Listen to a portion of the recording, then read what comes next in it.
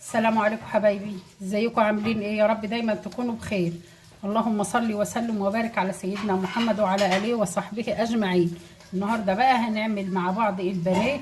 لا هنعمل بيض ولا هنحط فيجيتار ولا اي حاجه، بطريقه جميله سهله وخفيفه وصحيه. يلا بينا نسمي الله ونصلي على الرسول ونخش على الفيديو بتاعنا. اللهم صل وسلم وبارك عليك يا حبيبي يا رسول الله. عندي هنا ايه، فصين توم كده، 3 فصوص صغيرين زي اللي انت شفتهم كده، ومعايا بصليه صغيره صغننه خالص، شايفه حجمها؟ قطعتها كده ايه 4 قطع. ومعايا كمان حوالي نص كوبايه من الحليب، ممكن تحطي زبادي لو انت حابه. تمام. وهخلط الكلام ده كله. اول حاجه هنعمل البصله ونعمل الثوم. نعمتهم بالشكل ده كده، الصلاة على حضرة النبي. تمام. هجيب الفراخ بتاعتي،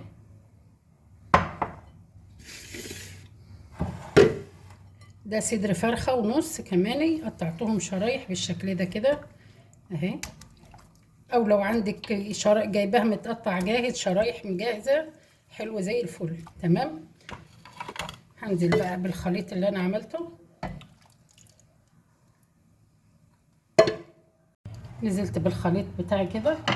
البهارات بقى اللي عندي، معايا معلقه صغيره من بهارات الفراخ، معايا نص معلقه من الفلفل الاسمر، معلقه ملح، معلقه من البابريكا، ربع معلقه من حبهان المطحون. تمام. معايا كمان ربع معلقه من الزعتر، ومعايا نص معلقه من السبع بهارات، ومعايا كمان معلقه من الثوم البودر، ومعلقه من البصل البودر. هنزل بالكلام ده كله على الفراخ. تمام. هحط كمان معلقه من الصويا صوص، بتدي طعم حلو قوي للفراخ. كمان معلقه كمان من خل التفاح، تقدر تستغني عنها وتحطي خل ابيض. معلقتين من الصلصه او معلقتين من الكاتشب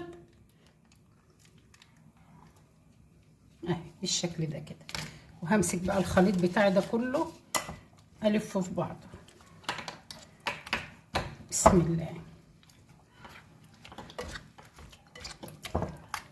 صدقيني احلى تتبيله فراخ، صدور فراخ هتاكليها جميله جدا.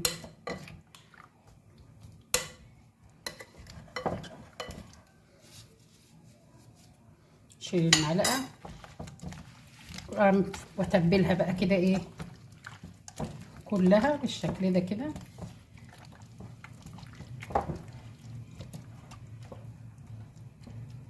الصلاة على النبي. بعد كده بغطيها وبتحطيها في التلاجة ساعتين، او بتعمليها على بيات، يعني هو اقل حاجة ساعتين، تطلع معاك ان شاء الله في منتهى الجمال. عندك طاسة، عندك جريل، اللي موجود عندك استخدميه. هحط كده ايه حتة زبدة او معلقة سمنة صغيرة، هي حوالي معلقة من بتاعة الشاي زي ما انت شايفاها كده، ما تكتريش، بس هي بتدي طراوة لقطعة البانيه. تمام. نقطتين زيت برضو كده، وهسيبهم لحد ما يسخنوا خالص، لازم يسخنوا معاكي تماما. بعد الزيت والطاسة بتاعتي ما سخنت تماما، بجيب البانيه وانزل بيه.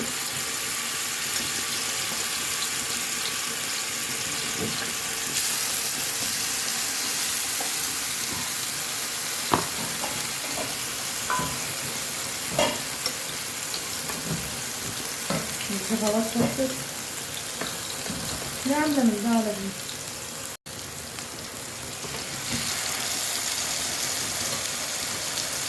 عندك الجريل احط فيها، عندك طاسة احط فيها، الاتنين شغالين والاتنين ماشي. تمام. حطيت اول دور كده، ما تجيش ناحيته لحد ما ياخد لون من تحت. لما تاخد لون ابدأي قلبي، ما تقعديش تقلبي فيها كل شوية. بعد ما اتأكدت بقى كده ايه انها استوت، القطعة اللي في الصلاة على النبي استوت كده، بطلعها وبكمل بقية الكمية.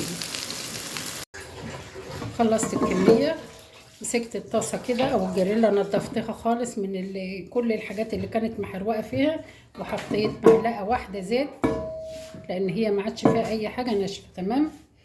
ومعايا بصلتين كده صغيرين قطعتهم جوانح، وهنزل بيهم كده، وهضيف عليهم سنه ملح،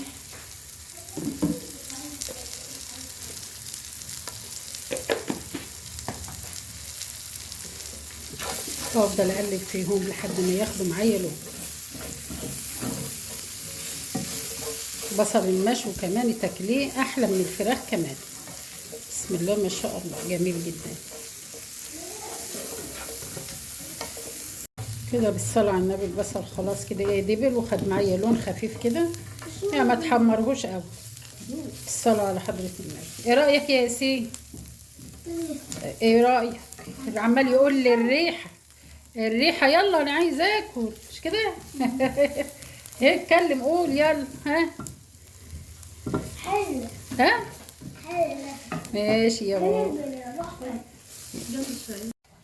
بتجيبي بقى البصل كده اللي حمرتيه اللي شويتيه ده كده، تحطي عليه، جميل طعمه بيبقى احلى كمان من الفراخ. تقدري تحطي برضو فلفل، تحطي اي خضار انت حابه تشويه تقدري تحطيه مع البصل وتشويه. بسم الله ما شاء الله، شايفه الجمال؟ شايفه من جوه عامله ازاي؟ تحفه. جربيه ان شاء الله هيعجبك. تقدميه بقى جنب مكرونه، تقدميه جنب رز، تقدميه تاكليه كده بعيش في منتهى الجمال. تحفه ان شاء الله يعجبك. كده حبيبتي نكون وصلنا لنهايه الفيديو. بحبكم في الله. السلام عليكم ورحمه الله وبركاته.